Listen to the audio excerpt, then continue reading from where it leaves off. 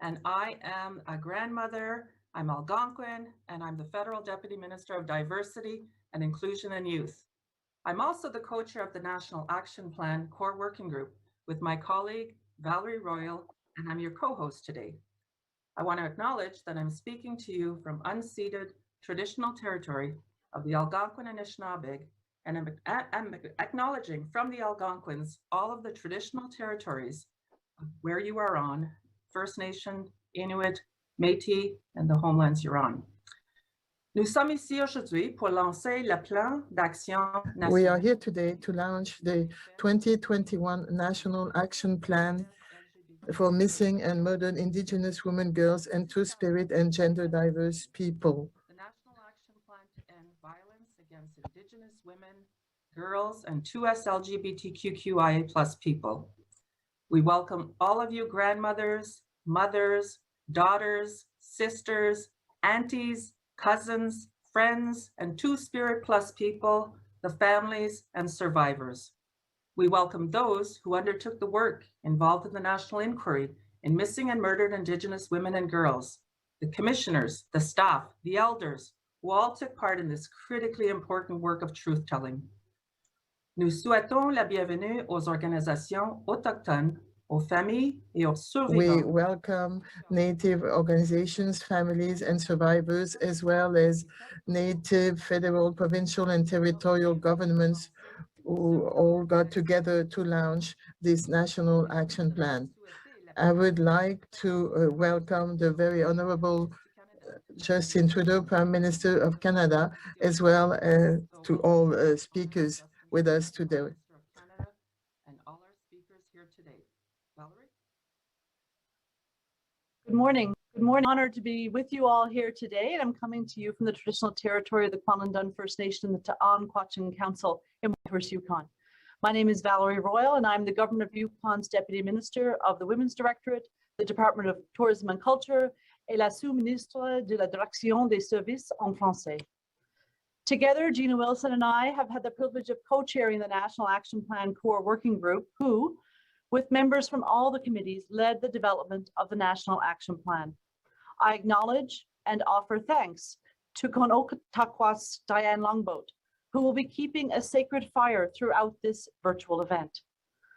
I would like to remind everyone that if you need health supports during the webcast or at any time, support is available through the Hope for Wellness helpline at 1-855-242-3310 or through the online chat at hopeforwellness.ca, which is open 24 hours a day, 7 days a week. We would now like to take a moment in silence to remember and honor the missing and murdered Indigenous women, girls, and gender diverse people who were and continue to be so cruelly taken from their loved ones. And we want to acknowledge all the students of every residential school in Canada, those who survived and those who never came home.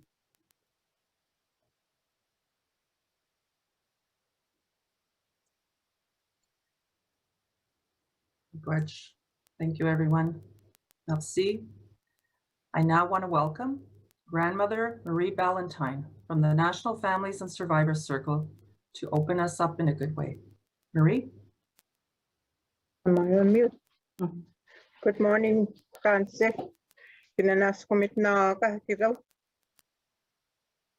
Mapanatang tisiligason maskiki mahihan tutim. Welcome to the land of the Sichawaya Cree Nation. I'm situated in Thompson, Manitoba with a unit. We're in Treaty Land number 5. I hope I'm correct on that number. But I'm here to say a prayer so that good things come out. Creator, we ask you for your sacred blessing for all the survivors and families of MMIGW. We pray for positive outcomes today. We pray for everyone that has worked so hard to bring our voices into the National Action Plan in a good way. We pray for the decision makers, Creator. We ask for these requests in a humble manner by following the 7 natural laws for a better understanding in addressing the gifts of life for all humanity. Creator, we thank you for the gift of life today. We pray for healing for our First Nations. We pray for all survivors and their families, plus others that have been affected. We pray for our frontline workers, Creator, our medicine people, and our ceremonial people. We pray for the 215 children that went to the spirit world. We pray for a positive outcome in terms of this milestone in seeking a better understanding of the national plan. And we say, Igosani, all elders, all fire keepers, and all that are present for this meeting. Kinanas kumitnawaw, kapiapi igota, ipigagwin sito tamagis nano, tanso mais padik ipmatsiwin. We are here today to come to this table, to have a good understanding, to be able to understand the purpose of this work, and to handle it and meet with it in a good way. Mikusani, midugisikan, have a nice day. Ikusi, Kokam, Ballantyne, Chmiigwech. Now I'm going to turn to Alder Mika Kakudluk. Mika, you're next. Kuya na miklo, ilagi yaw titaw nakama. Tema kullaga iking kako. Ikilaw ninni o kakalanga kinaw ninni ilaw bang mi kakakulo. Nuna bami nuna kakalwak tong ilamawa nula magama. I am originally from Nunavut. I residing in Ottawa, Ontario for 8 years now. I will be doing the opening lighting of the kuluk regarding this opening of, I will speak on behalf. I'm originally from Nunavut. I moved down here to Ottawa 8 years ago. As I'm lighting my kuluk, I'll be saying a little bit about what the National Action Plan, the meeting for today, about the women, girls who never came home, and still those who are still missing. I will light up the lighting of the kuluk now.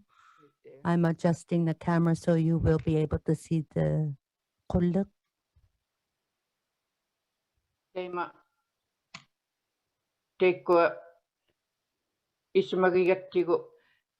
memory and with our deep thoughts, and will not forget the women and girls, especially the children of 215 bodies that were found. It has impacted our mind. And for the purpose of this meeting, that this event is happening, and it coincided with 215 children that were found in Kamloops. I am myself as a residential school survivor. Girls, young girls, kids, especially those kids, 215 kids, and I'm sure there's many more who have been missing, who have been in a dark place for a very long time, and that to guide them, to guide their beautiful souls, and also to remember their families, especially their mom and dads, their grandpas, grandmothers, their families.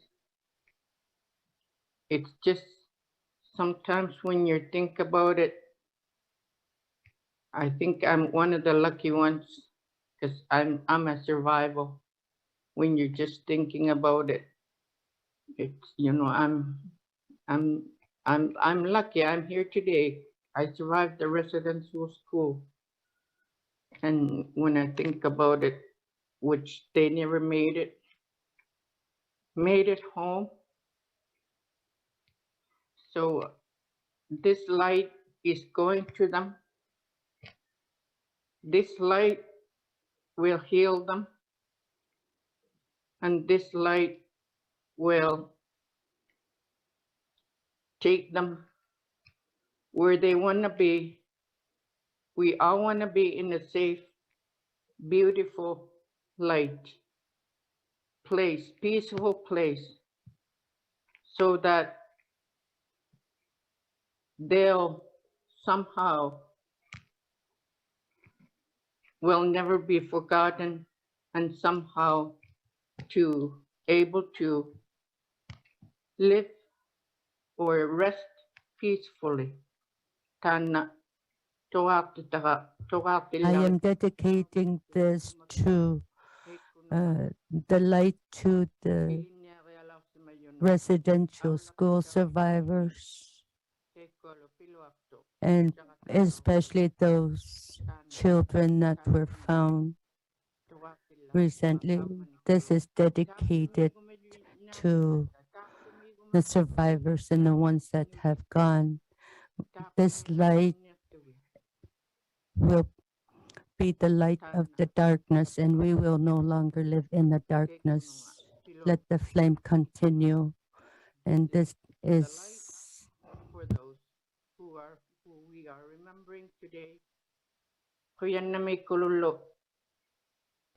Thank you that I am able to open this meeting. For this very special meeting. Tema. Thank you. Yeah. Thank you, Kuyanamek, for lighting the kudluk. I'd now like to welcome Elder Mani Chakabi.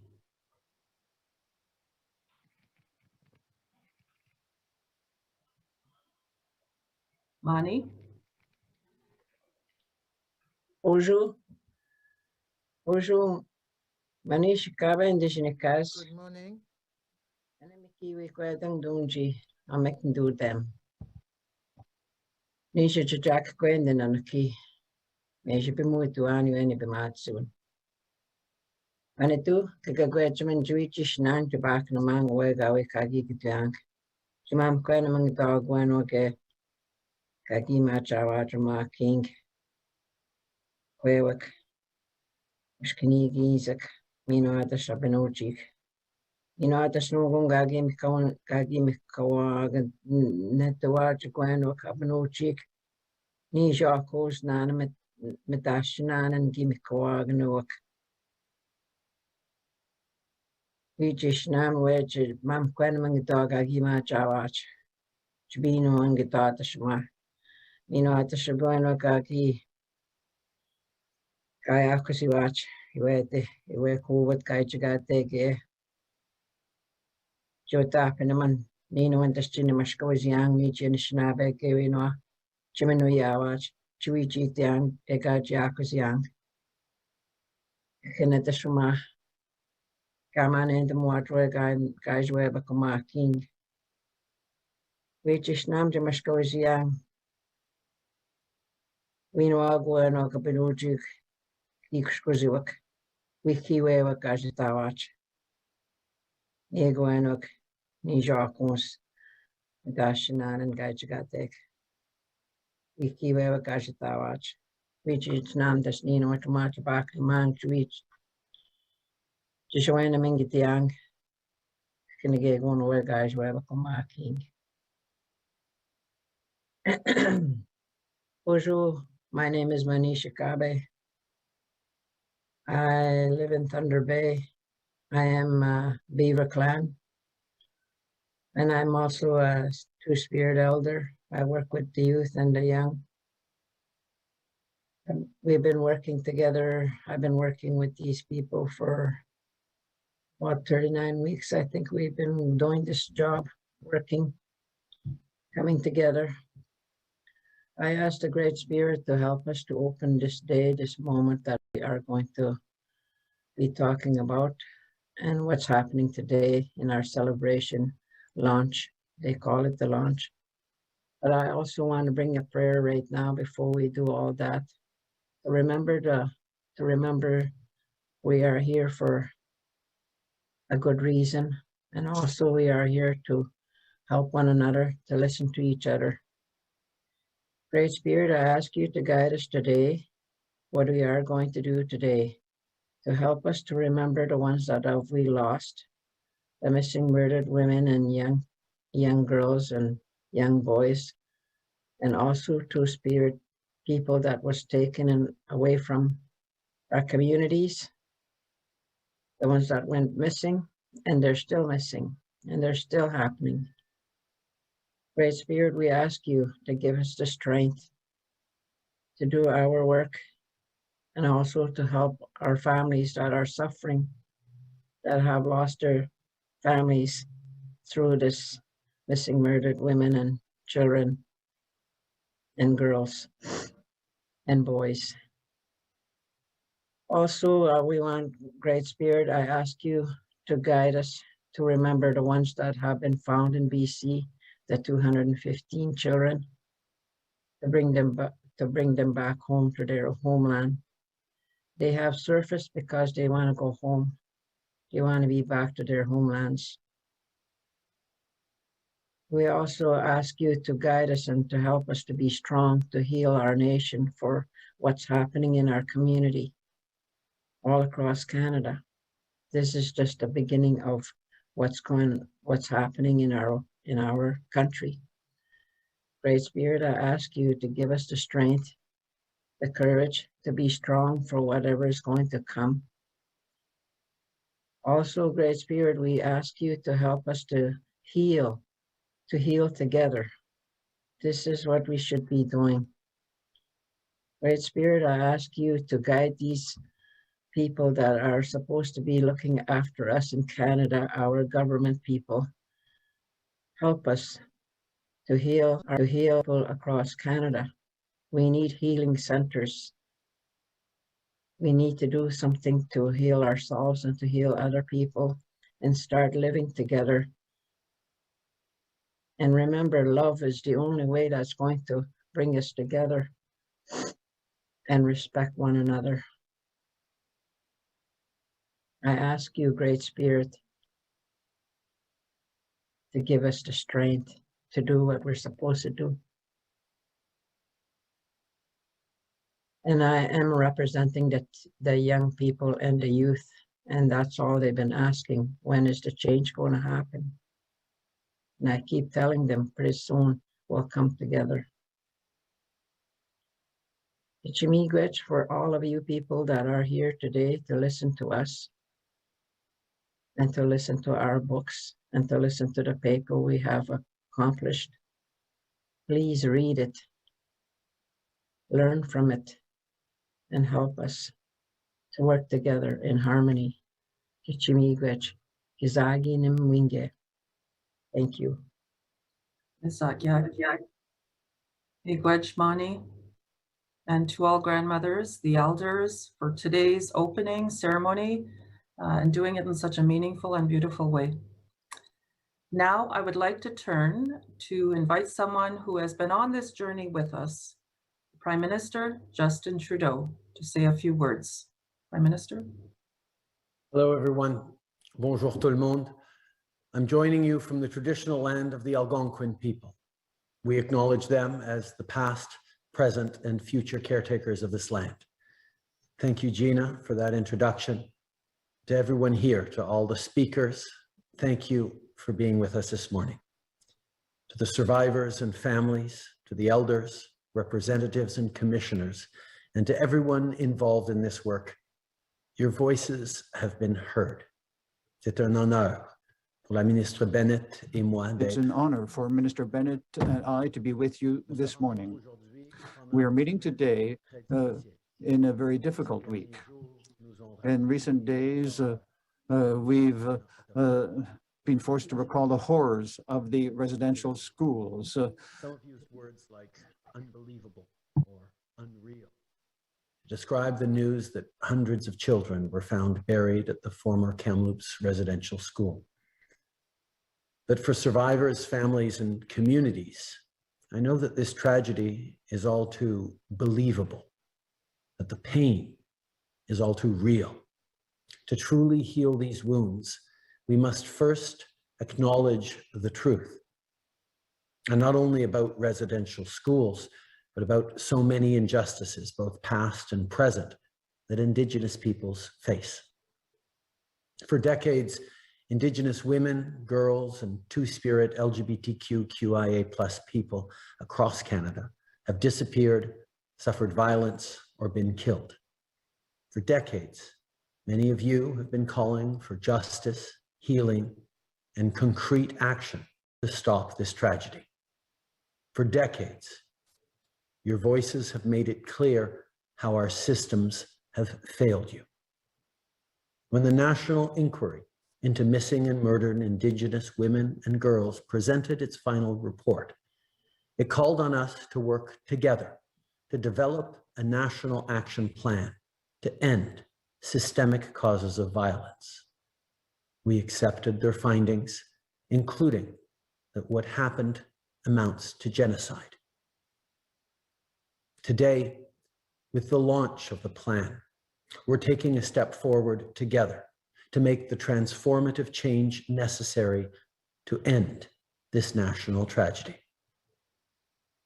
To the survivors and families, we are so grateful for your leadership.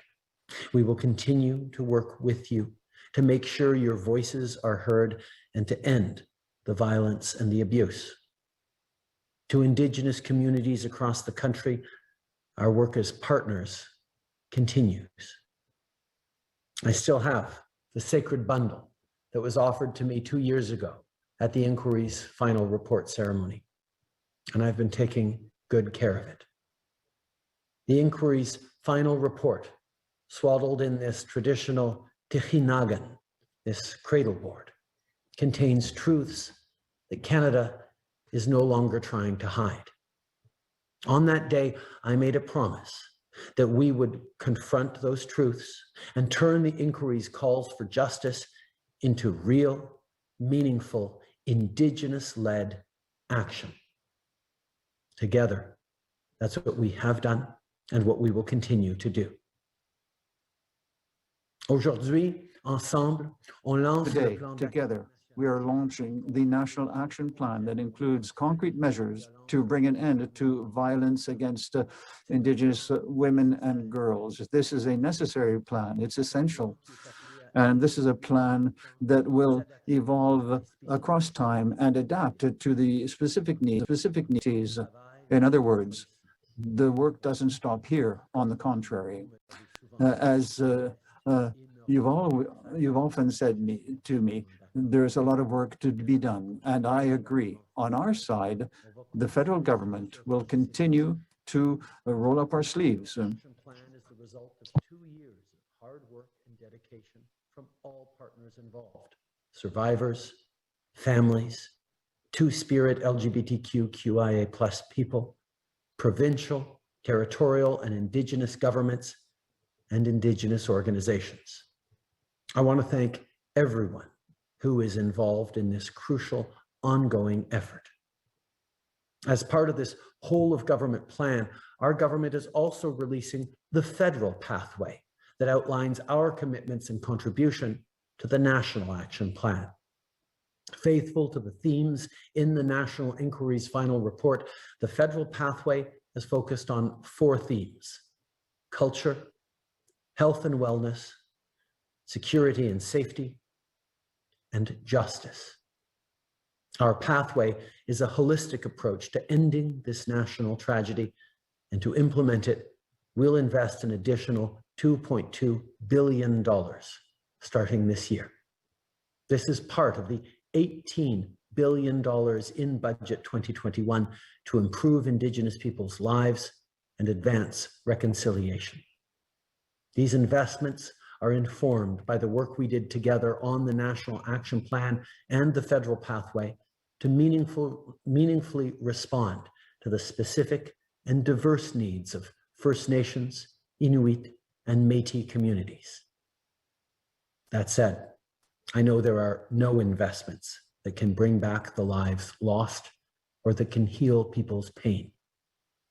More education is needed.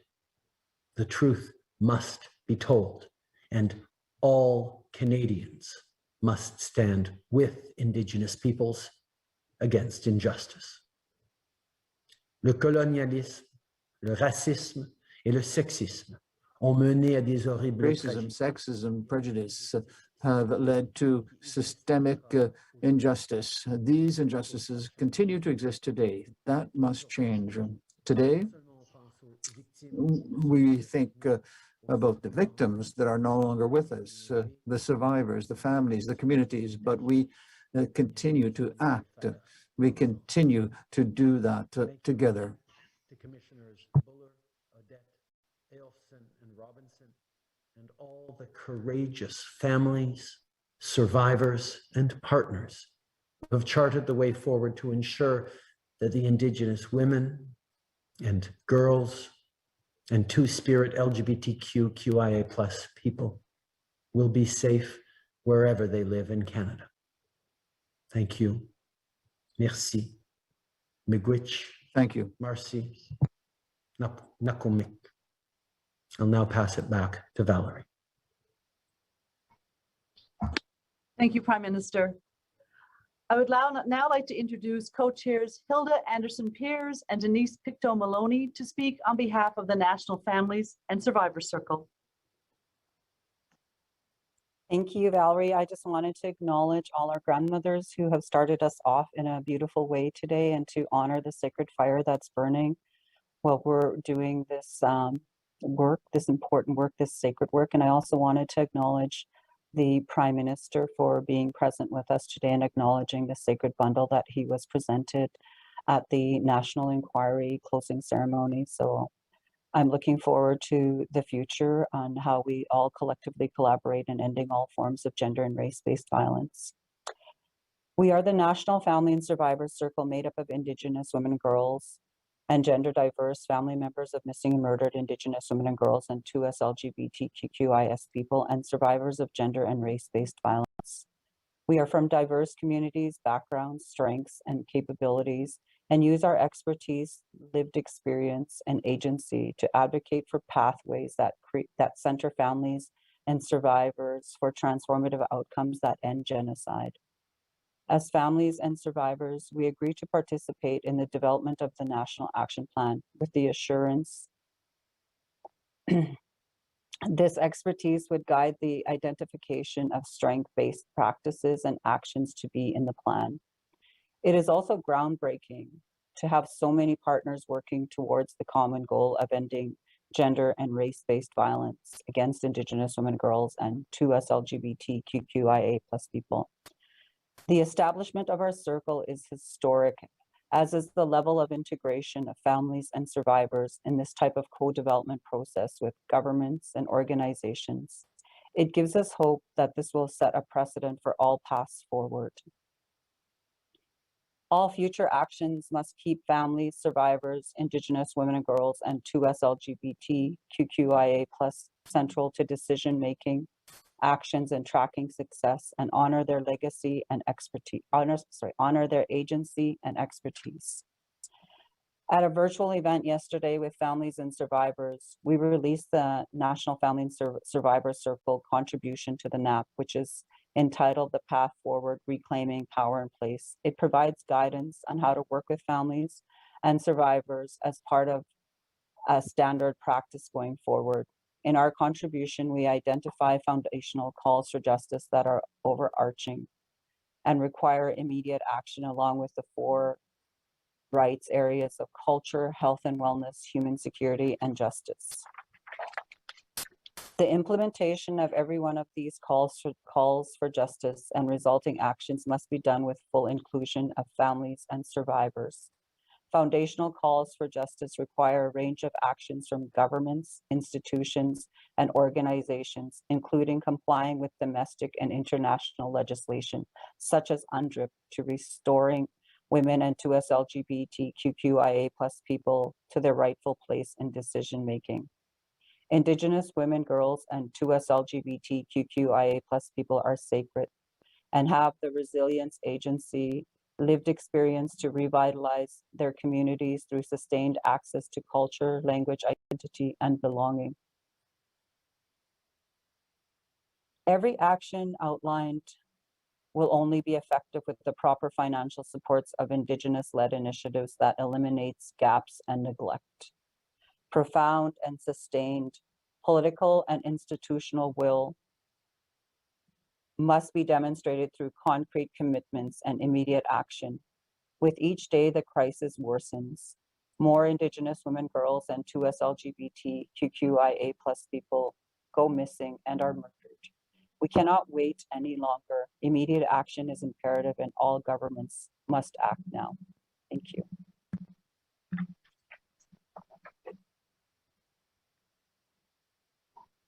Thank you, Hilda.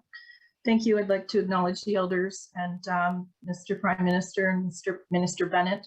And also like to acknowledge, after I speak, that we do have a sacred fire here. And Mr. Trudeau, you just spoke about the sacred bundle that you're holding and the sacredness in that. And one of the things that families and survivors of MMIWG wanted to secure in doing this work, because it is sacred, was to make sure that it was grounded in ceremony. So as soon as I'm done speaking, we'll allow the elder to speak to the sacred fire. I first want to acknowledge, thank you 2 years ago when we handed that sacred bundle to you, and acknowledging what happened to our women and girls, and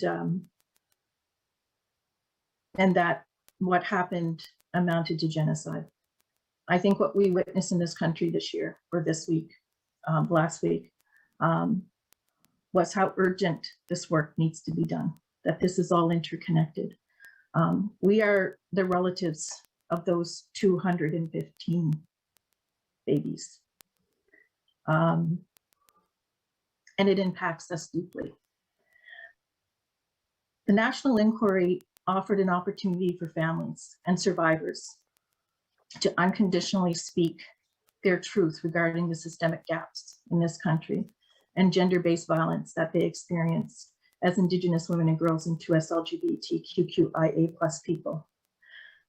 I would like to acknowledge the families and the survivors and the commissioners that worked on the National Inquiry, Commissioner Marion Buller, Commissioner Michelle Odette, Commissioner Kaya Robinson, Commissioner Brian Ailson, who centered us in ceremony for 2 years while we did this really important work.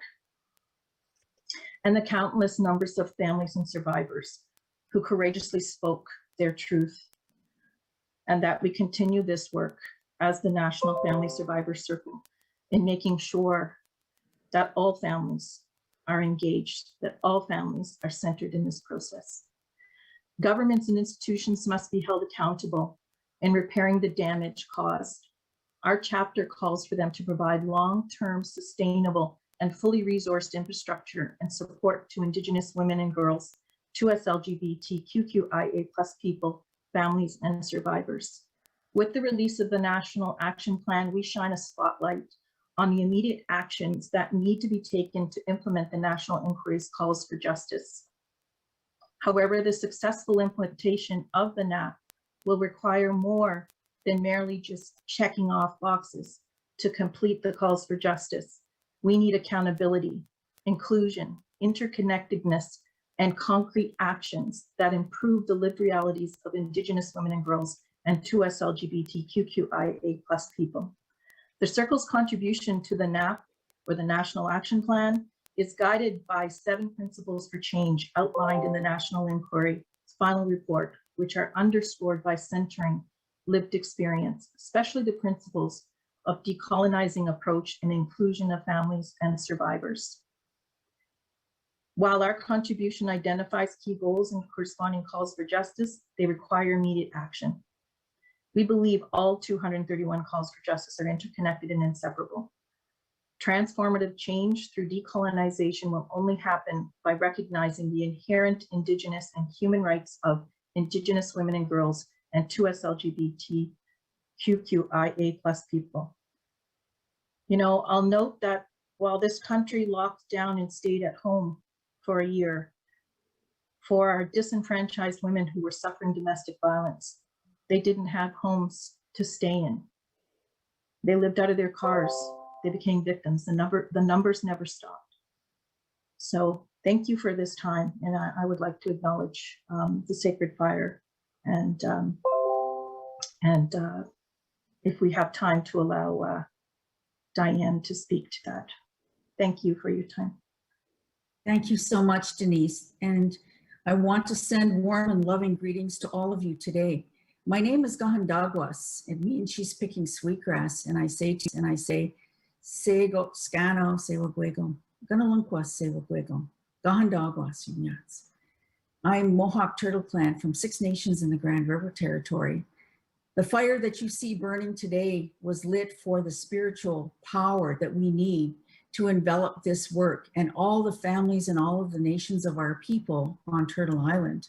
This fire is burning in the lodge of Soul of the Mother at 6 Nations Grand River Territory. The lighting of that fire today honors the prophecy that in the time of the change in Mother Earth, that Mother Earth will release the truth about our people.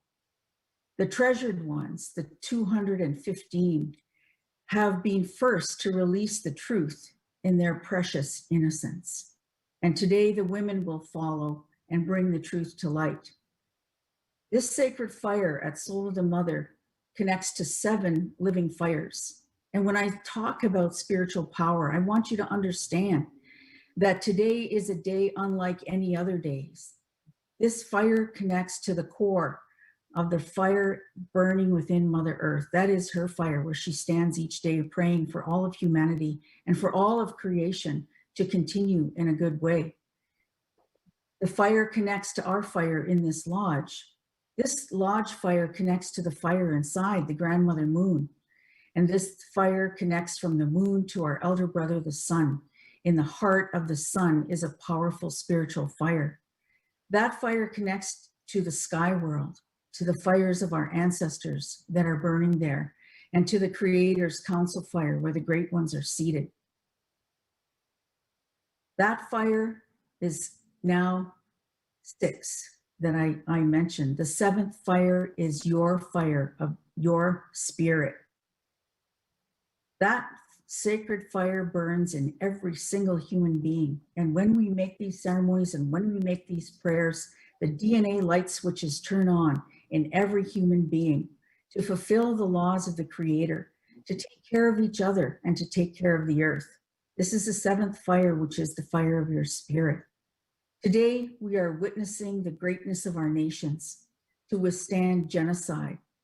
No longer can the darkness of the soul of politics, lies, betrayal, and deceit find a domain in this country or abroad.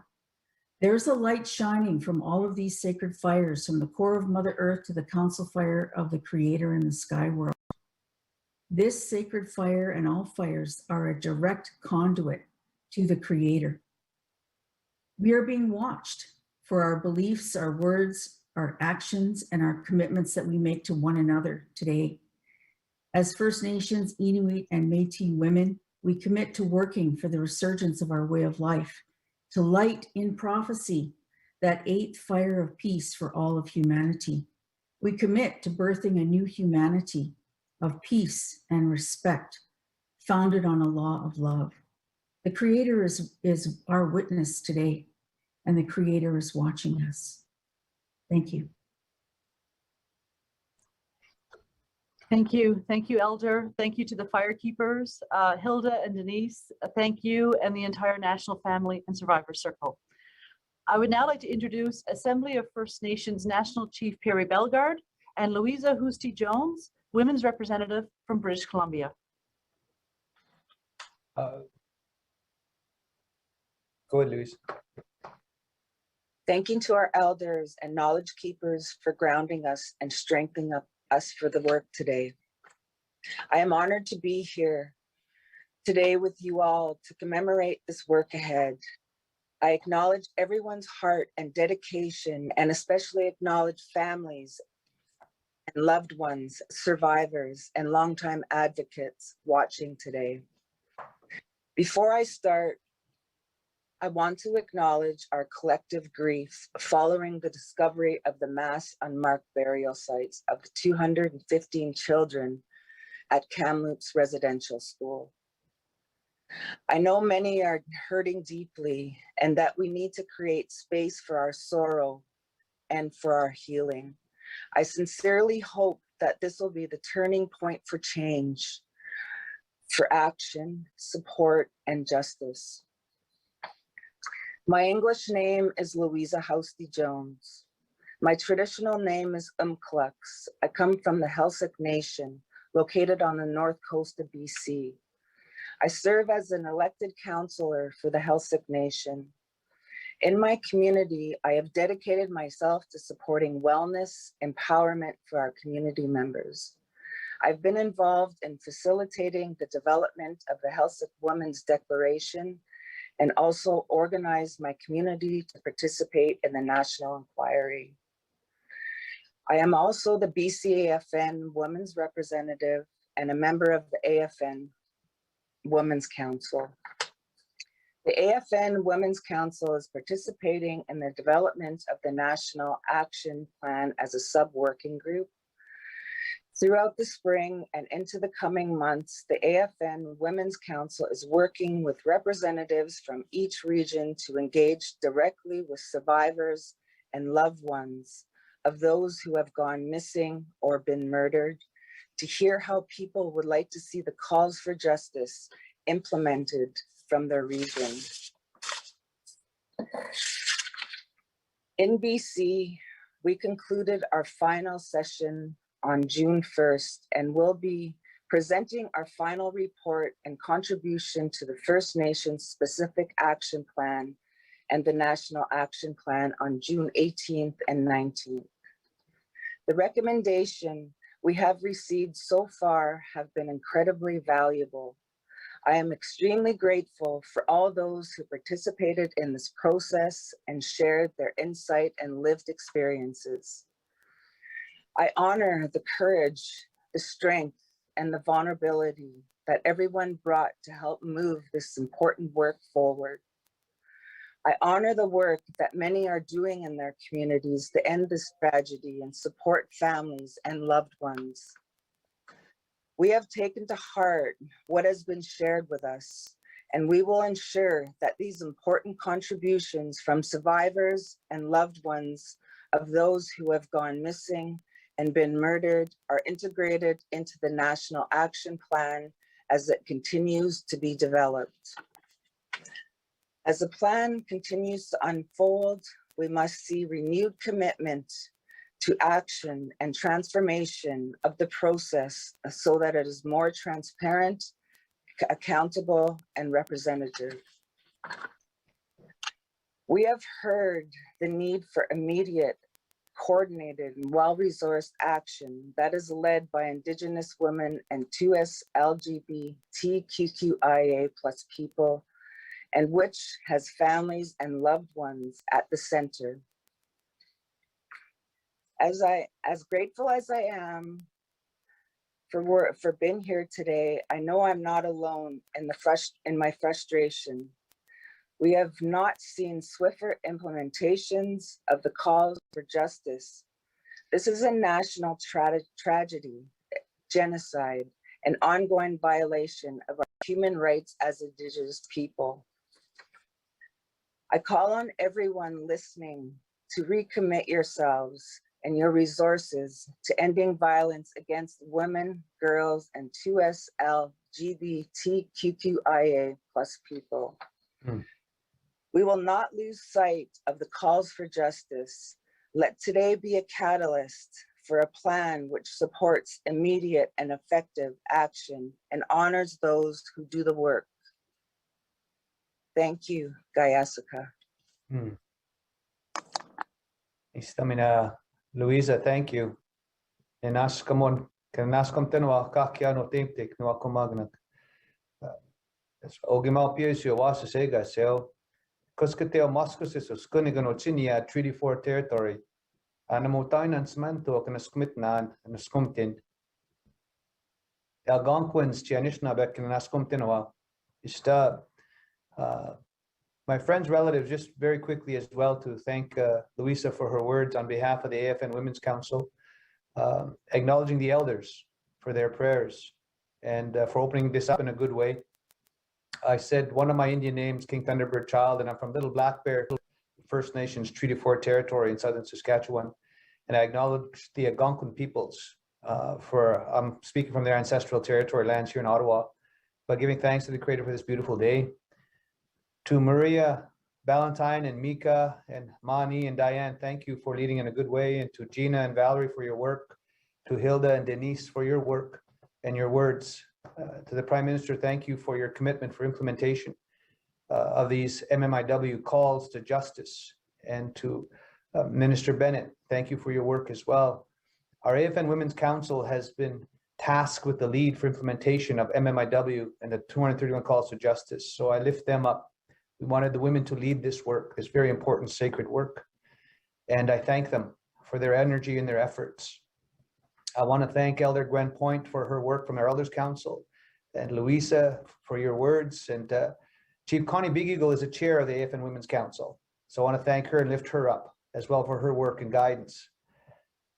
I wanted to say our First Nations report that we're doing from our AFN as well is entitled Breathing Life into the Calls for Justice. So we're embarking on the next challenge in this important work, which will ensure that all 231 calls for justice are implemented, and that the rights to safety and security for First Nations women, girls, and two-spirit and gender diverse people are upheld. It's been 2 years since the National Inquiry's final report, and the survivors and their families, they need justice and they need action. I'm happy to see, Prime Minister, that you're here today to show your commitment, because you did receive that bundle, that sacred bundle 2 years ago. And that's very important, because this is sacred work. This is a duty. And the elders referred to how we're being watched by the Creator and the grandmothers and grandfathers. This is very important work. And I acknowledge you for your work and your energy and your efforts. And I'm acknowledging as well that the federal government has committed the $2.2 billion. And I always say it's progress, but progress doesn't mean parity. And so we have to keep working diligently for greater investments in education and training and housing and daycare centers, wellness centers, transportation issues, and how we end the violence amongst our communities and our people. I also want to say, as we go forward, First Nations families and survivors must be central to the implementation process and the accountability process. All governments and institutions, like the police, the justice system, the healthcare system, and educational institutions, must all be accountable to the First Nations people they serve, and they must commit to implementing the calls for justice. And we know that change will not happen overnight. There are many factors that contribute to the tragedy of missing and murdered Indigenous women and girls and two-spirit and gender diverse peoples are complex, and will take years to unravel decades of colonial policies and the campaign of genocide against our people. But we are here today to commit to that work, to commit to that action, and to commit to stopping the violence against Indigenous women and girls, and the two-spirited and gender diverse people. Our people have suffered enough, and we need action. We need implementation of all these recommendations and calls to justice. My points, we need to go beyond two very important things in Canada and move beyond these things that hurt our people. And we still feel the intergenerational trauma of the residential schools, which was a genocide. And we have to move beyond the Indian Act, the colonization and oppression of the Indian Act. So between those two things, we see examples in 2021 of how they affected our people. And it's reflected in the 40,000 children in foster care. It's reflected in the youth suicide rate, 5 to 7 times the national average. It's reflected in the disproportionate number of our children, our people in jails, women and men in jails, too high numbers. It's reflected in the overcrowded housing, in the poverty and the addictions, alcohol and drugs amongst our people, and family breakdown. That's the intergenerational trauma. And we need to work together to provide light and hope for our children and those yet unborn. And we can only do that by working together. Thank you so much for listening. Thank you. Thank you, Louisa. Thank you, Chief Bellegarde. And we look forward to receiving the AFN's report later this month. Over to you, Gina. Thank you, Valerie. I would like to now introduce Rebecca Kudlu, President of Paktuti Inuit Women of Canada, followed by Natan Obed, President of Inuit Tapirit Kanatami. Rebecca?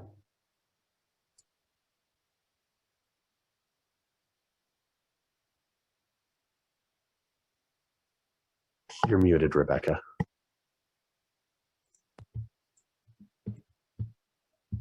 Can you hear me now?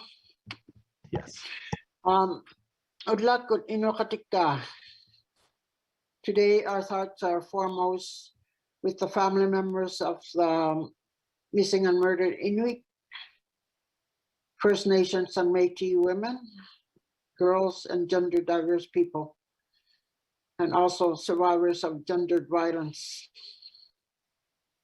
As a residential school survivor, I'm also grieving with the families and communities whose children died at residential schools. Back in 2019, when the MMIWG inquiry report was released, I said at the time, safety for Inuit women is complex. If we are to deal with the root causes of violence, we must stop the cycle of discrimination and cycle of physical and sexual abuse. To do that, we need the full commitment of governments and communities. If we don't work together to implement Inuit-led solutions, Inuit women and children will continue to be in danger. Today, with the release of the National Inuit Action Plan, we now have the roadmap to address the gaping inequities and discrimination faced by Inuit and the roadmap to end gendered violence. The Inuit Action Plan provides concrete measures needed throughout Canadian society to give Inuit women, girls, and gender diverse people the same quality of life standards and outcomes as other Canadians enjoy. The action plan addresses 14 priority areas for Inuit women, girls, and gender diverse people, including shelters and housing, justice and policing, health and wellness, as well as economic security. The Inuit Action Plan also addresses the need to create conditions of safety, security, and well-being for Inuit women and girls and gender diverse people wherever they live across Inuit Nunangat or in the South. Tomorrow we begin the work of implementing the Inuit Action Plan. For this Inuit Action Plan to succeed and end the tragedy of gendered violence, Inuit women must be at the forefront of implementation and monitoring of the plan's actions. Paktuti thanks all the members of the Inuit Working Group representing Inuit living both inside and outside Inuit Nunangat who joined Paktuti and ITK in developing the Inuit Action Plan. We also extend our thanks to ITK President Obed and Minister Bennett, who are collaborative leaders who valued the leadership and voices of Inuit women in all the work they do. Paktuti is committed to continuing to work with all levels of government and our Inuit partners to ensure GBA Plus lens is applied to the implementation of all measures in the Inuit Action Plan. We are also committed to championing the voices of Inuit women at the national, regional, and community levels for implementation of this critical plan to end gendered violence for the benefit of all Inuit.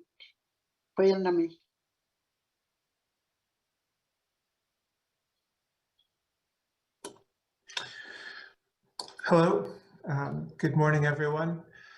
First, I'd like to thank Mika Kakudlu for your opening and to all the elders here today for your thoughtful words.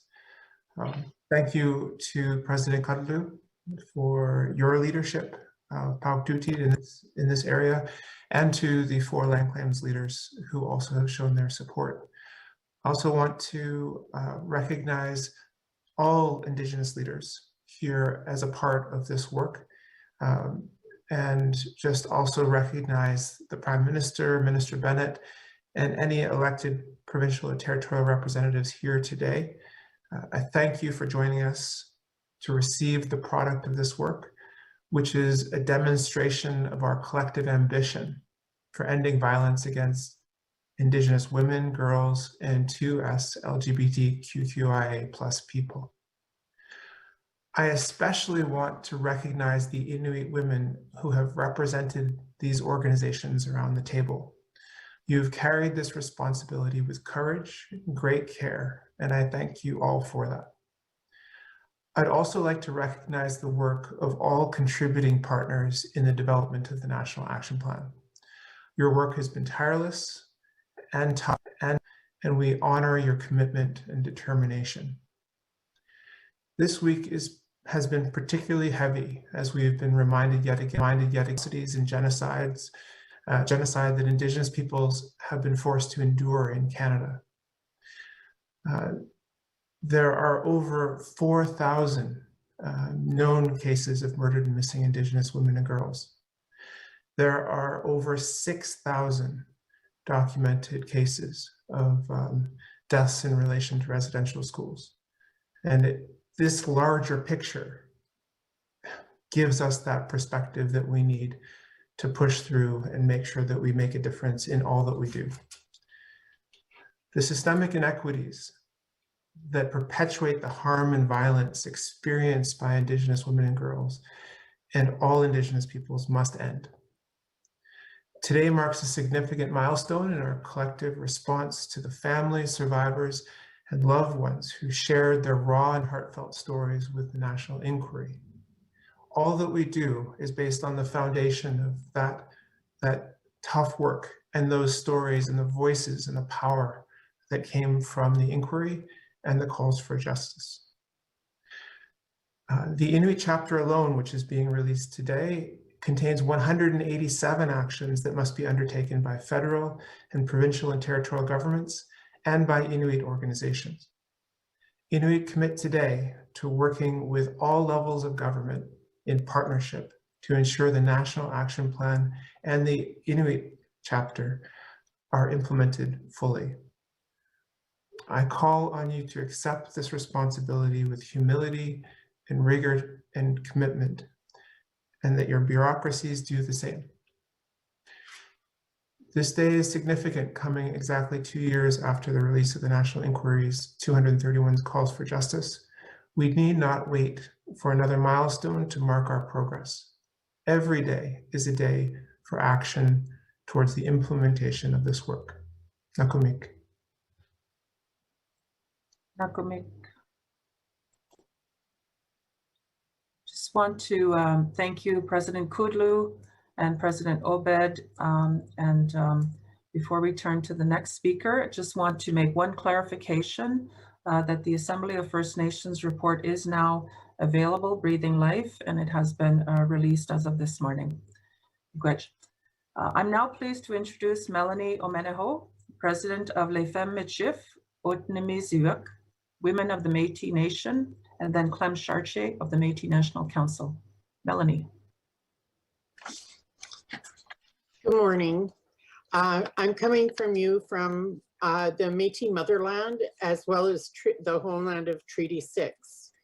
I want to thank all of you and honor the elders and the knowledge keepers that have been holding us in sacred spaces today and helping us to stay culturally grounded and strong and resilient. I want to even say that I want to acknowledge the elders that have worked with us in the last 10 months to help build this plan and come forward to this day. We wish to honor the families of our missing and murdered for their strength and acknowledge their losses and the pain on the 2nd anniversary of the national release of this report. We also honor our survivors of violence and acknowledge the trauma that they walk with on their journeys. We remain committed to bringing us all to a place of hope and healing. We want to thank the Prime Minister for his participation in our event today and for holding the bundle sacred that was given to him that contains the pains, the sorrows, and the stories of many of the families that were a part of the inquiry. We want to thank Carolyn Bennett. I know that she's stuck with us throughout many challenging days and times here, and we understand that we really appreciate the fact that she has supported a distinctions-based need for solutions that will allow us to support and change the lives of the most vulnerable women and girls and gender diverse Métis people as we move forward into the implementation process. The journey to get here today to the release of the national plan to end missing and murdered Indigenous women and girls and 2SLGBTQQIA+ people has been a long one. The development of this plan has been at times difficult, but through perseverance, commitment, and collaboration, a pathway has been defined. Our work has only just begun. This will take ongoing dedication, involvement, and commitment as we embark on the work of implementation. La Femme Michif Otipimsawak and the Métis Nation remain committed to working with all levels of government to end this tragedy and make lasting systemic changes throughout Canada. We want to thank our Métis Nation Working Group, our grandmothers, and our Métis Nation leadership for their support and committed actions to getting us to this day. The Métis Action Plan is called Weaving Miskatoha, which means change. It will be released and in the timeline that works best for the Métis Nation. This plan will lay out actionable changes that are required to specifically address the realities faced by Métis women, girls, and 2SLGBTQQIA+ people. This plan reflects the ongoing contribution of our Métis Nation Working Group over the past 18 months of collaboration, engagement, and co-development. The women of the Métis Nation know that we are stronger together. We anticipate working as a collective to ensure the implementation of the Métis National Action Plan is detailed in defining specific actions, tangible timelines, and responsibilities and accountabilities. Merci and thank you. And next will become Chartier, President of the Métis National Council. Thank you, Clem. Thank you, Melanie. Good morning, all. Prime Minister, this has been a long time in coming. Many Indigenous peoples, including myself, have been severely impacted by the tragedies surrounding murdered and missing Indigenous women and girls. It took us many years around the Council of the Federation table, calling along with other peoples for a national inquiry. Thankfully, with the election of your government, we were able to move ahead with that. We are grateful. We, through our previous few years working with you and your government, have come to a place of trust. We trust that you and your government will make every effort possible to move forward with respect to the National Action Plan. And for the Métis Nation, as President Omenuhu stated, because of circumstances, we felt that we needed to put in our own Métis Nation specific plan, and which, as President Omenuhu has stated, it's weaving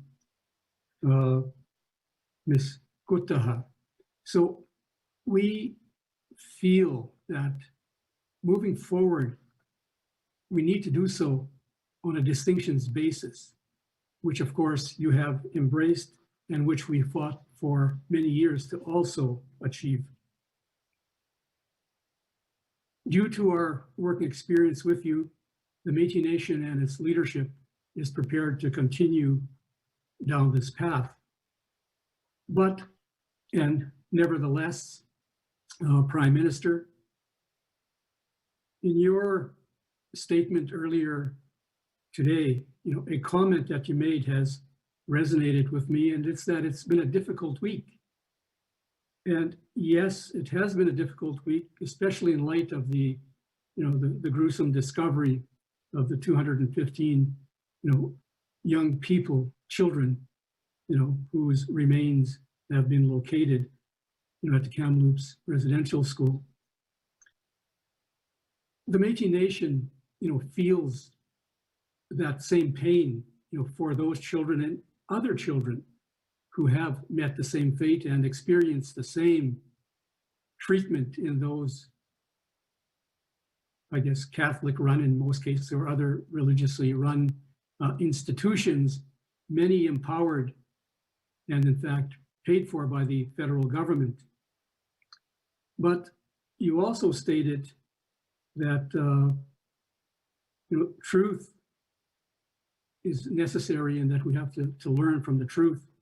And Mr. Prime Minister, the truth is, and Minister Bennett can attest to this, the truth is Métis people, citizens of the Métis Nation also attended residential schools, Métis residential schools. I went to one for 10 years at Île-à-la-Crosse, and we believe we even suffered worse than the First Nations students that went to the one at Beauval, because there the federal government in fact provided money so that you could have proper food and you could have proper whatever it is that children need at those particular times. Whereas those of us that went to Île-à-la-Crosse, where we had to stay at the boys' residence within a yard that was about an acre surrounded by a barbed wire fence, where we could only leave for meals and church and for school.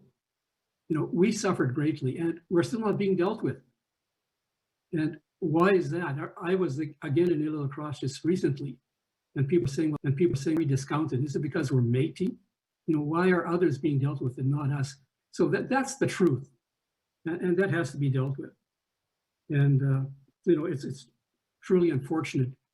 But with respect to this current issue that we're addressing, hopefully we will be included, as my comments have just shown, with respect to residential schools. The Métis Nation citizens and the schools they went to are excluded.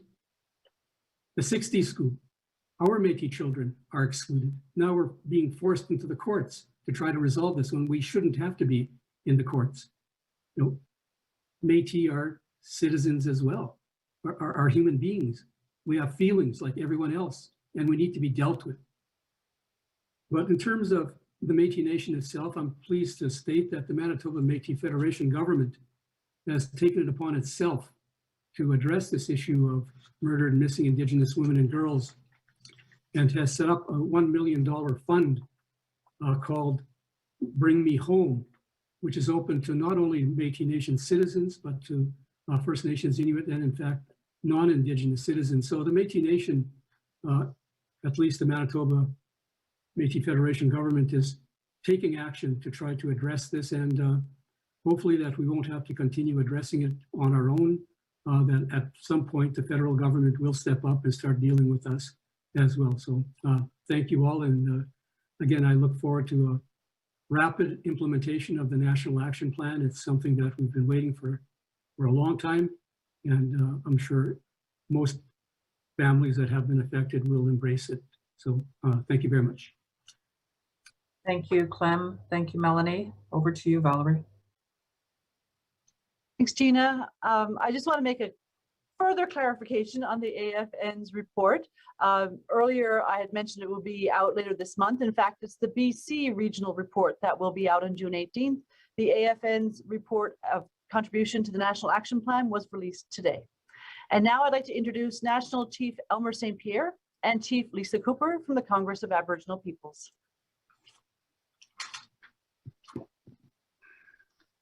Clay, I come to you from my traditional ancestral homeland of the Mi'kmaq community on Prince Edward Island. I am the President and Chief of the Native Council of Prince Edward Island. I am honored to be standing with CAP's Elder Diane Langley, as well as National Chief Elmer St. Pierre, to mark the second anniversary of the release of the final report and the announcement of the National Action Plan. I wish to extend my deepest appreciation to the family and survivors for putting their trust in me and for sharing their wisdom and direction. I feel honored and humbled to carry your words forward. You and your loved ones are not forgotten. The release of the National Action Plan is not the end of the journey. It is only the beginning as we continue to work toward reconciliation and a transformative and barrier-free world for Indigenous women, girls, and 2SLGBTQIA+ peoples. I wish to thank my team, the sub-working group of the Congress of Aboriginal Peoples, and I look forward to the journey ahead. And I make a commitment today to continue to work with CAP's sub-working group toward completing CAP's National Action Plan.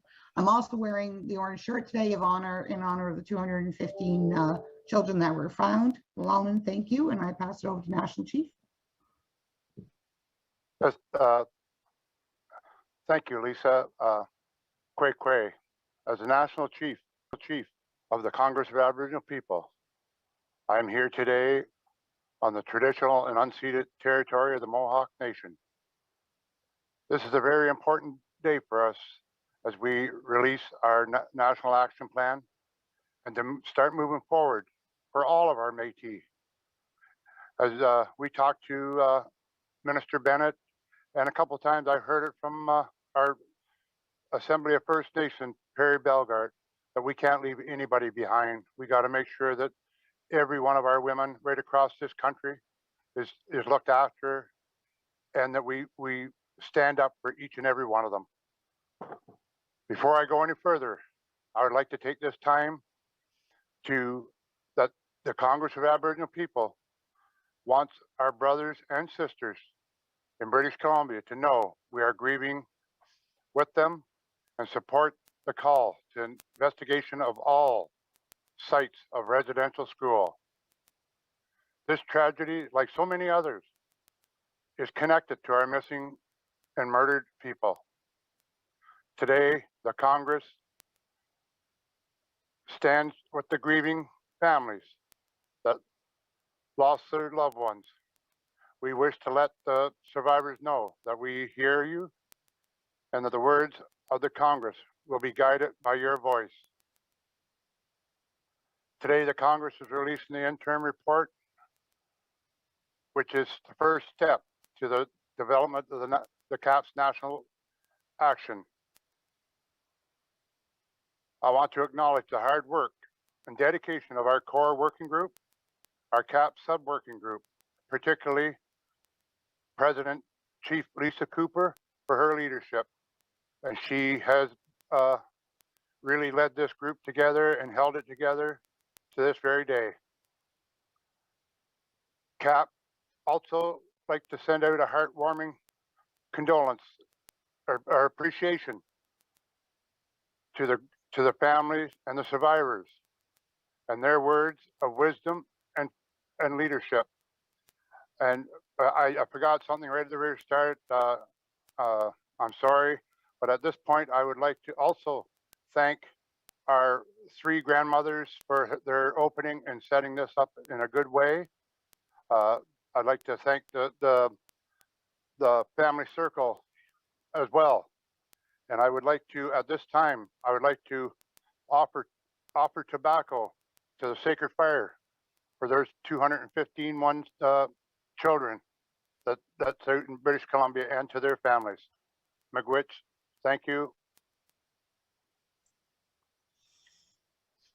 Thank you, Chief Cooper. Thank you, Chief St. Pierre. Really appreciate you being here today. Thank you. I would like to remind everyone that if you need health support during this webcast or at any time, support is available through the Hope for Wellness helpline at 1-855-242-3310 or through the online chat at hopeforwellness.ca. Gina? Thank you. It's now my pleasure to introduce someone who has been on this journey and a strong leader on this front for many, many years, the Honourable Jeannie McLean, Minister responsible for Women's Directorate, Government of Yukon, who is here today on behalf of all of the provinces and territories. Minister? Thank you very much, Gina. Jeannie McLean Ushia. I'm from the Ballantyne Nation. I am Wolf Clan. My people come from Telegraph Creek, but I'm absolutely proud, born and raised Yukoner, and I'm happy to be coming to you today from Whitehorse, Yukon, the traditional territory of the Kwanlundan First Nation and the Ta'an Council. As Gina stated, I am honored to be the minister responsible for the Women's Directorate in Yukon, but also the Minister of Education. So thank you so much for having me today.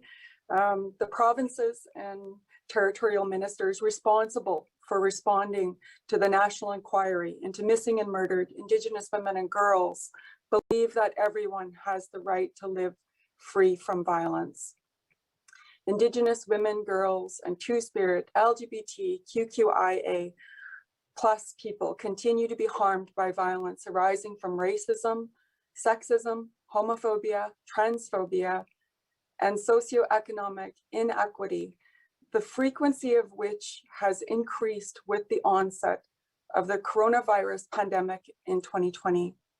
We want to honor the families of missing and murdered loved ones in our commitments to work together and to collaborate with survivors, families, and people with lived experience in addressing the multi-complex and deeply rooted factors that contribute to violence against Indigenous peoples.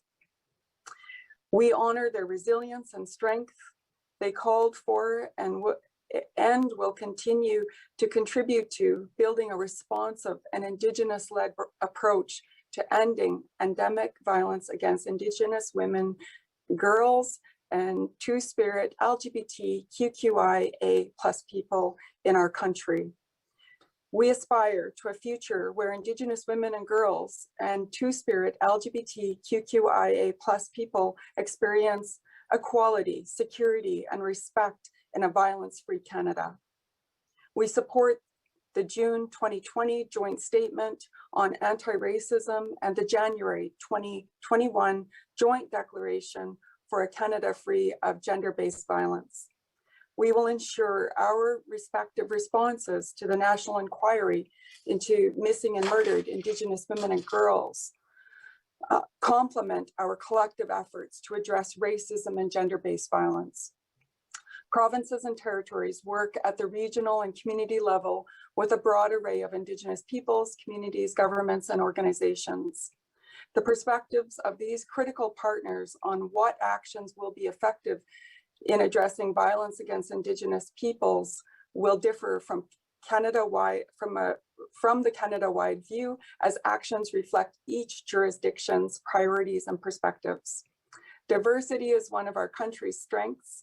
We will continue to work collaboratively within and between our jurisdictions with Indigenous governments and partners and with Indigenous women, girls, and Two-Spirit LGBTQQIA+ people who have lived experience of violence.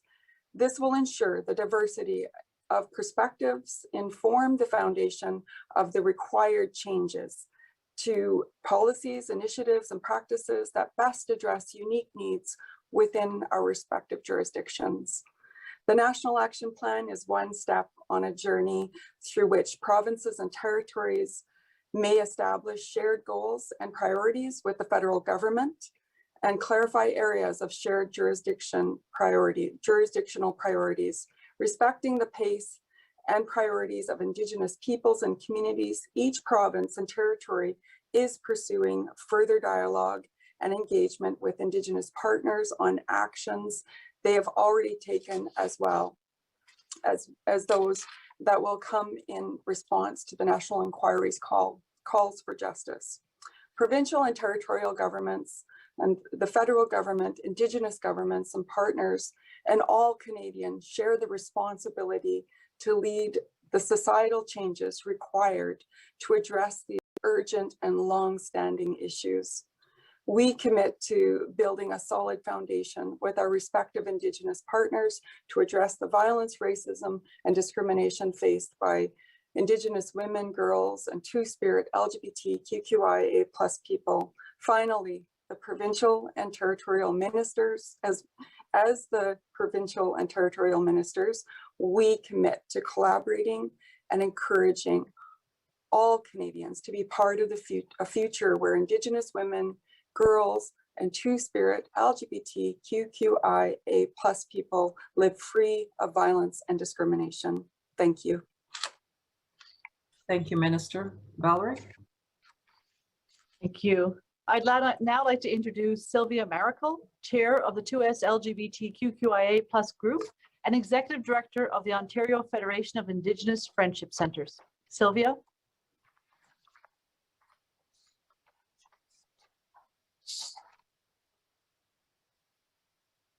You're muted, Sylvia. I've never heard so many people say 2SLGBTQQIA in my lifetime so far as we have today. Part of the work that our group has done to contribute to the national plan has been to begin to identify and promote an understanding, both inside our communities and external, about the erasure of Two-Spirited plus people. Sorry,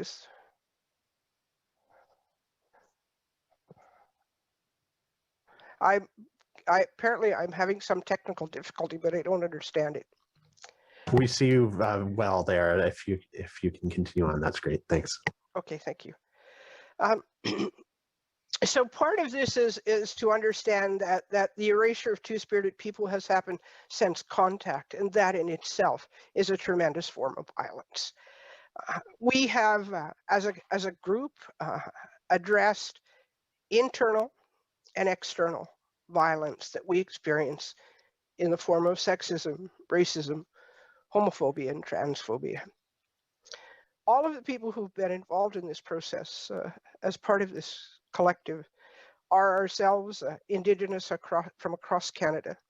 We all identify as part of the Two-Spirit community. We've all experienced personally gender-based violence.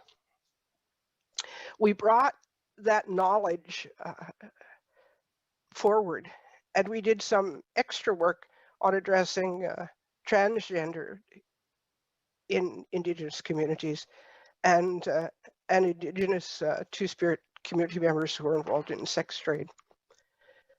So our report is done.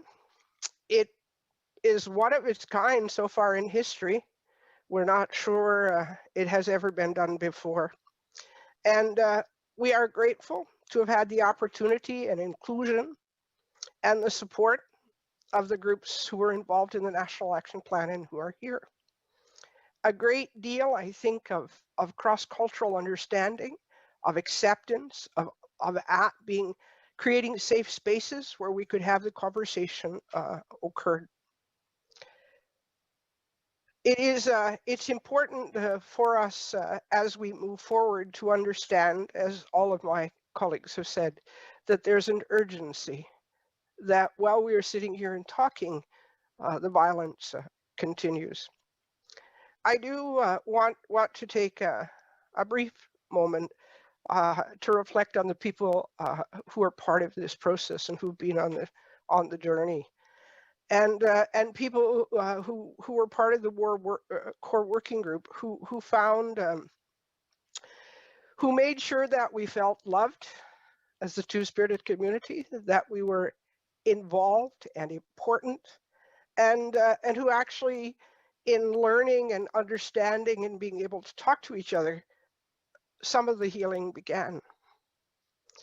So we would like to challenge all of you who are listening and encourage all of you who are listening to do more than read the report.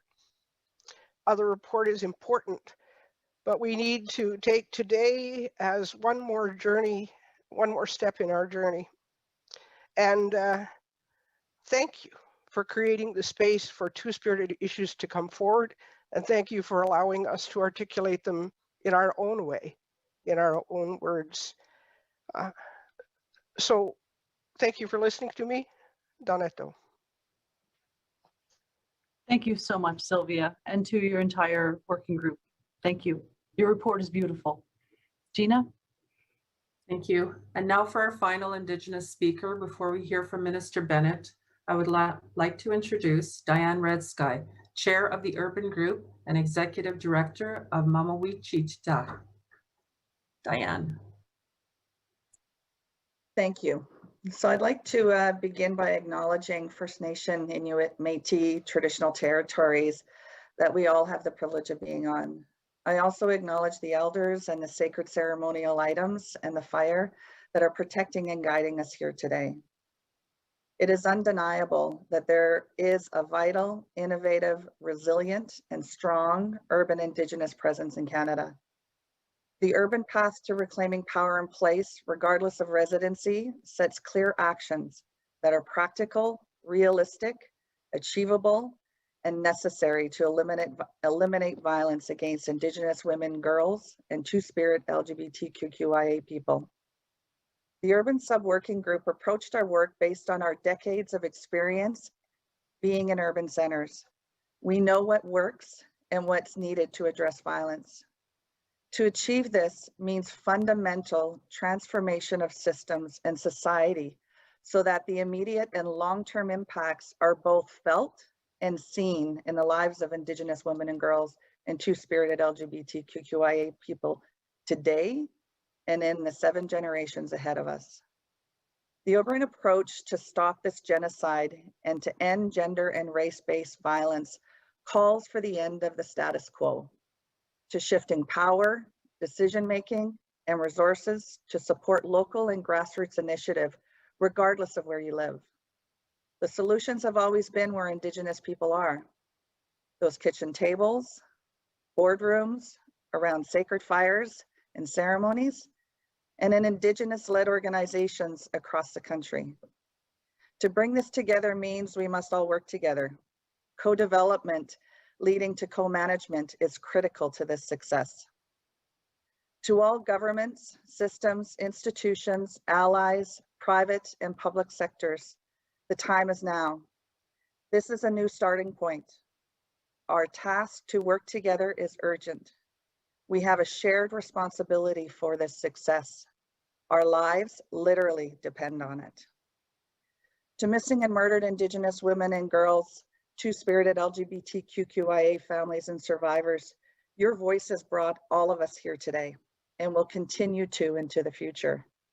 Urban Indigenous-led organizations such as Indigenous Women and Family Centers, shelters, 2SLGBTQQIA organizations, and friendship centers will continue to be guided by you. And wherever Indigenous-led resources don't exist, then let's change that. Thank you to all of those who led and participated in the national inquiry. Thank you to the powerful and strong urban Indigenous leaders on the Urban Sub-Working Group. We are indebted to the National Families and Survivors Circle and to the members of the Core Working Group who have jointly developed the National Action Plan with us. This ongoing national tragedy brought us together, and there is a role and responsibility for everyone individually and collectively to be part of the solution. This National Action Plan gives us the pathway we need, not only to change things in the future, but to get started today. Miigwech. Thank you, Diane. Val? Before I introduce the next speaker, I also want to remind you that there is health support available that is specific to MMIWG. You can access that support by calling 1-844-413-6649. That's 1-844-413-6649.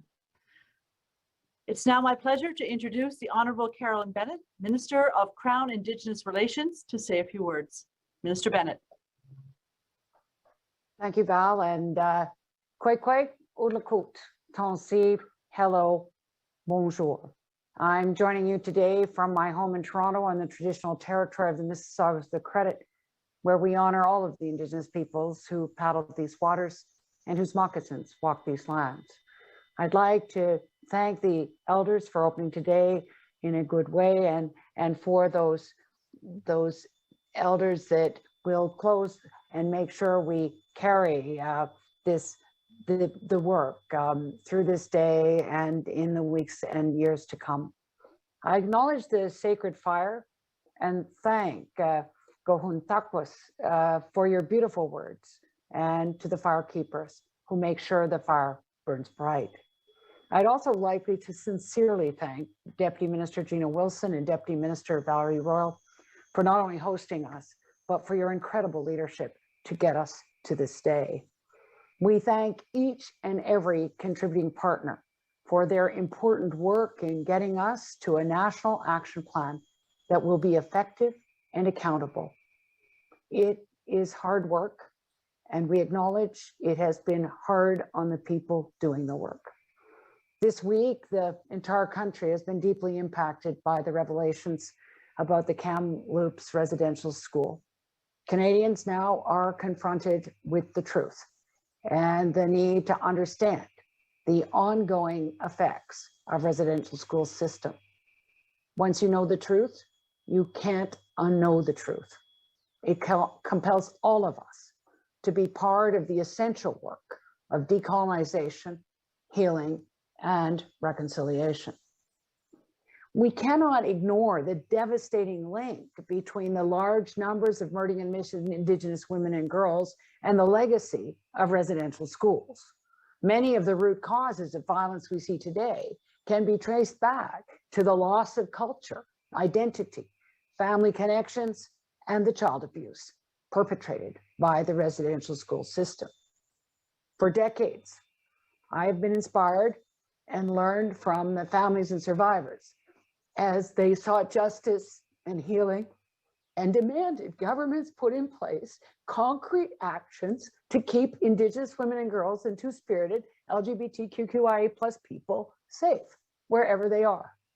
To the families, survivors, and communities who fought for a public inquiry into missing and murdered Indigenous women, girls, and 2SLGBTQQIA+ people, we are so grateful that you were able to turn your grief and loss into the advocacy that has taken us to this day.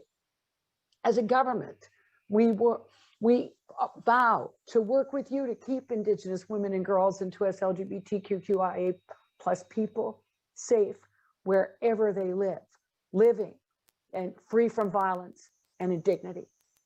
The violence suffered by Indigenous women, girls, and 2SLGBTQQIA+ people is a result of years of colonial policies, laws, practices, and omissions, which eroded the historic power and place of Indigenous women and 2S gender diverse people. Its roots are systemic and complex. We acknowledge that the approach to addressing the root causes of violence must be responsive to the diversity of experiences of Indigenous peoples from coast to coast to coast. As part of the National Action Plan, we are releasing the federal pathway, the Government of Canada's contribution. The pathway, like the National Action Plan, is a living document that will be improved at regular intervals in order to be accountable for its effectiveness now and into the future. Working with Indigenous partners, organizations, and communities, we will ensure that appropriate monitoring tools are in place to define and measure progress. And with the support of the $20.3 million over 5 years from this year's budget, this includes clear benchmarks for progress, informed by reliable data and research through the robust data strategy that the data group has provided for the National Action Plan and the federal pathway. This is essential to being able to measure, adapt, and keep governments accountable now and in the future. We are truly grateful for the impressive work presented by the Data Working Group. The federal pathway responds to the 4 themes identified in the National Inquiry's final report: culture, health and wellness, human safety and security, and justice. The pathway takes comprehensive actions to address the socioeconomic root causes, including culture, languages, community safety, poverty, food insecurity, employment, education, health and wellness, infrastructure, housing, and quality of life for all Indigenous peoples. We are building on the foundation, laid in 2015 by our actions to launch the pre-inquiry and the investments since then in the 2020 fall economic statement and the 2021 federal budget.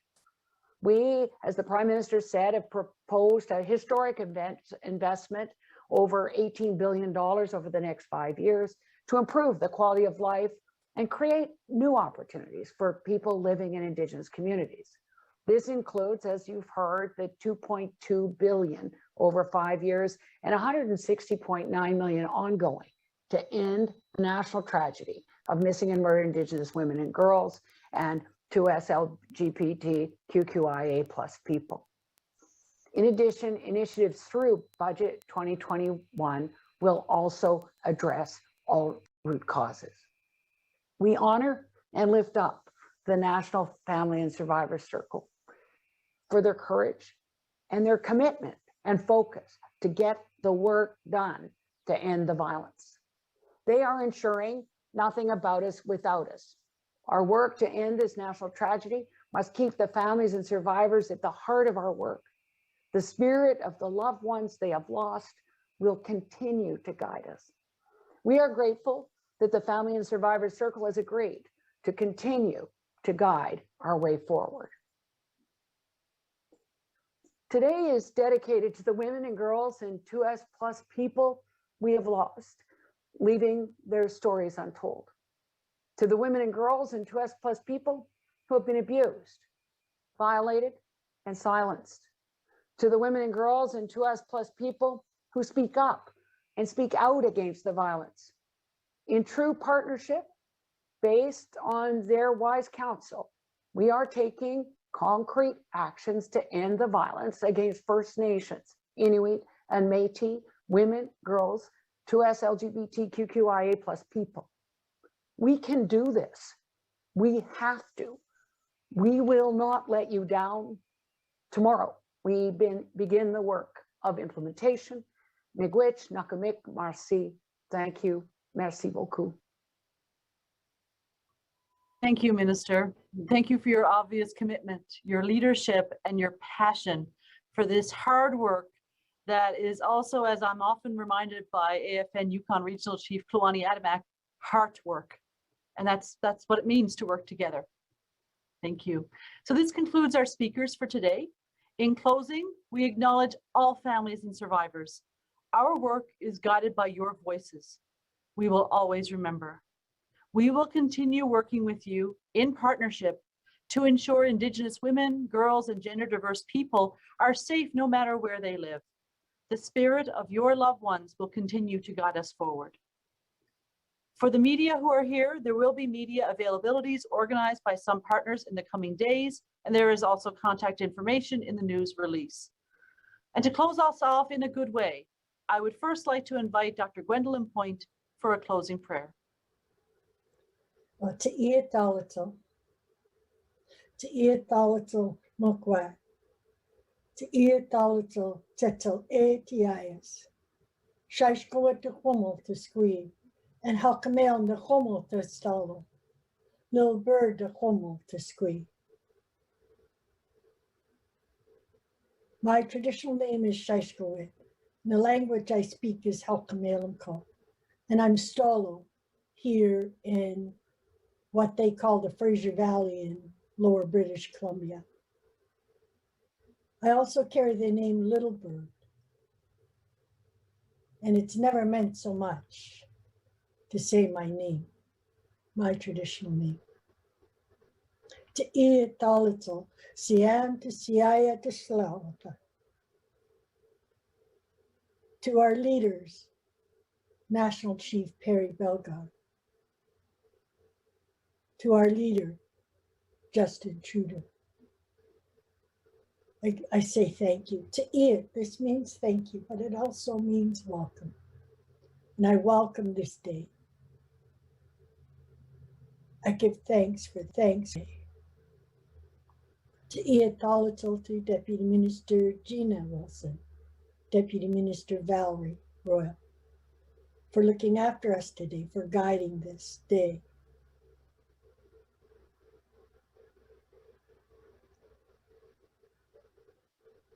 This is what courage looks like. This is what hope looks like.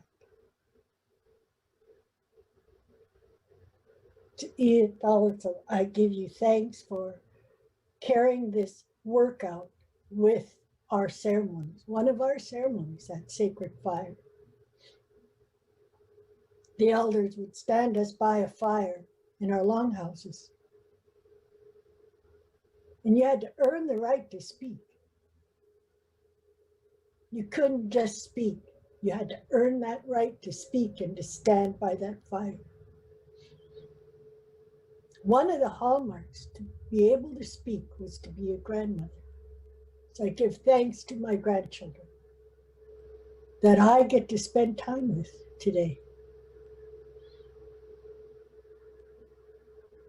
One of our elders this week, our knowledge keeper,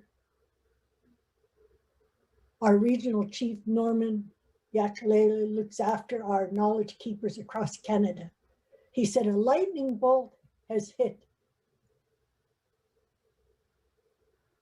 and released our children, those 215 souls, our children.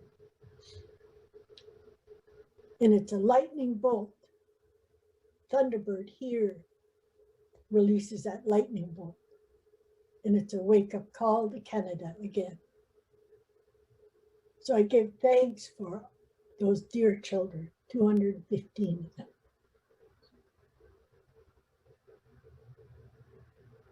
Thank you to our dear elders that started us with prayer. We say ATIs, Tetzel, ATIs. It's a good work that I've witnessed today. And work for us is not a verb, it's a noun. Our work that we do is sacred. And that work was covered.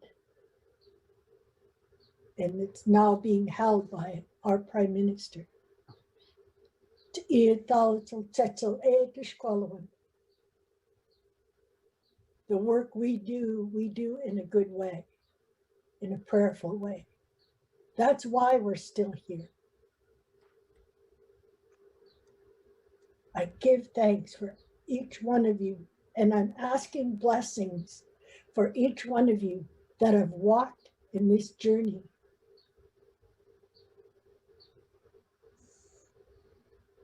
We say etamad etathala, huamtamata huamtathala tushkolawan.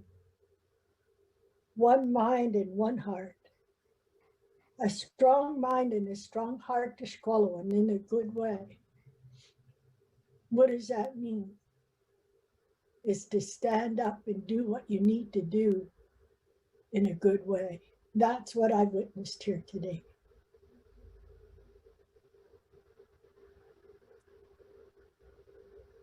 As we began in prayer, as we begin this next chapter, as we begin to walk together, in the words of Chief Sitting Bull, continue to put your minds and your hearts together to create a good future for our children. Has never meant more. I thank you again for your good work. Each one of you, from the different communities, from the different levels of government. And Carolyn, thank you. Carolyn Bennett, thank you. If we say what we say and do today creates our future, then we're creating that safe future.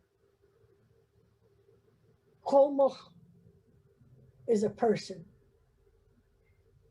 There's no distinguishment between a man and a woman, a child. Kolmoch sets us apart from the ones that fly, the ones that swim.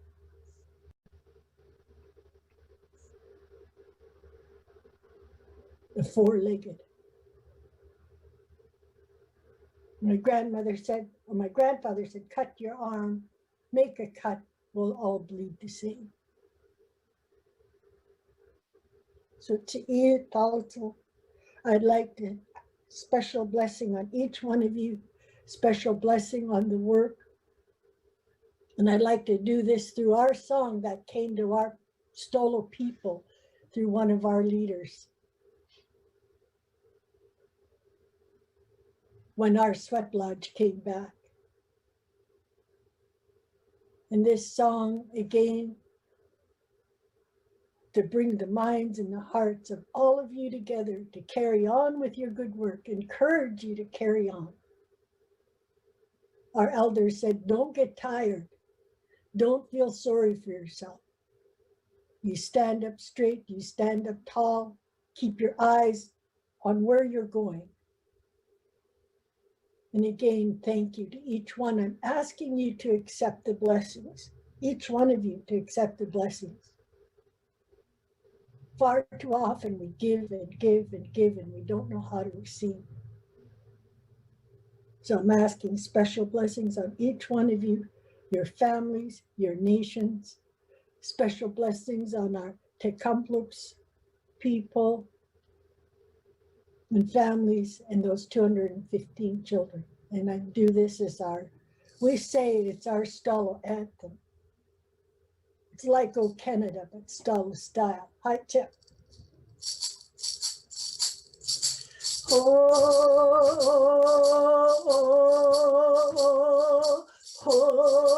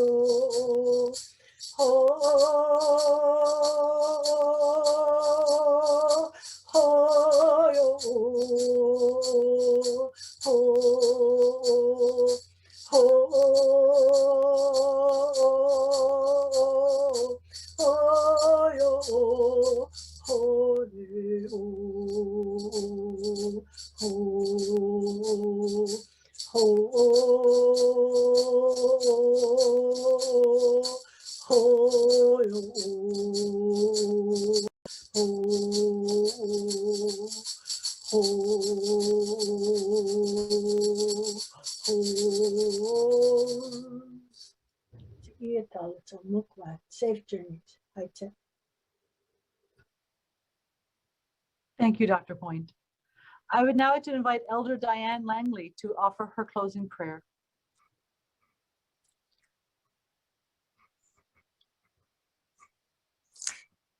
Quay. My name is Diane Langley. I am a Mi'kmaq grandmother, speaking to you from my homeland, Mi'kma'ki, land of the rising sun, which includes Nova Scotia, most of New Brunswick, Prince Edward Island, and Cape Breton Island. I am a member of the Native Council of Nova Scotia and the Congress of Aboriginal Peoples, centered in Ottawa, that serves all of Canada. Members from both groups live off reserve. 70% of the Indigenous people in Canada include members who are status, non-status, Métis, and Inuit, and live off reserve. I choose to tell a history tale I learned from hereditary chief of the Mi'kmaq Grand Council, Stephen Augustine, in the hope it will give you an understanding of what we believed. Our culture was based on sharing and looking after each other. No one went hungry. The strong hunted and fished, and everyone was fed. Any extras were dried in the sun or salt cured and stored away for the winter months. Winter fires in the longhouse kept everyone warm, and goose meat or other meats hung from the center pole. All could dip bannock or luskan Mi'kmaq bread into the drippings, and everyone shared, so no one was hungry. It points out with today's happenings how and why we were deceived by other cultures and their values. Vikings arrived in 1600 AD looking for fish. Then the Basque and the English and French arrived. They wanted more than fish. They wanted the land, the trees, and to make permanent settlements. They cut all the trees back to build their forts, and when winter came, they had no protection from cold and wind or their enemies. They never thought ahead, therefore freezing, they moved their stuff to Port Royal and went back home. When they arrived back, they found everything was there for them. We had no reason to take anything. We had our wigwams and our shared way of life. Like the old poem, toss a pebble in the water, just a splash and it is gone. But ripples go on and on. Myself, I hope 100,000 circles of shared knowledge will travel on and on. Well, Aaron, thank you. I will close with a short prayer. Creator, with all the disturbing news we have heard this week, we realize that the missing and murdered have been just that for a very long time. While we put our efforts into finding our modern lost members, let us not forget those who have been missing and or murdered from the time of residential schools and all the anguish the families have endured by not knowing why their children never came home. We ask you to unite the last lost souls with their families so both can be whole again. We ask your support for today's search efforts. Help us to write the final chapter of all who are lost and missing, and may they too, with our help and yours, find peace. Creator, I ask you to let it be so. Tahoe. Wallara. Thank you, Elder Langley. Thank you for the story and thank you for the prayer. I would now like to invite Elder Kathy Boston for the last closing prayer.